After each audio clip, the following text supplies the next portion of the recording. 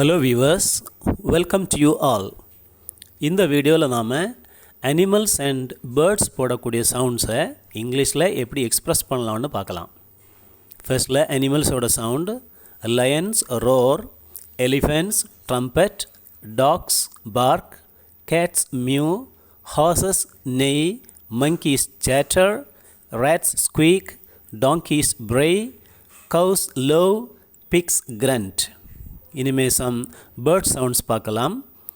Piece hmm, Cox crow, hens cackle, chickens peep, crows caw, doves coo, ducks quack, larks sing, parrots talk, peacocks scream. Okay viewers, thank you for watching.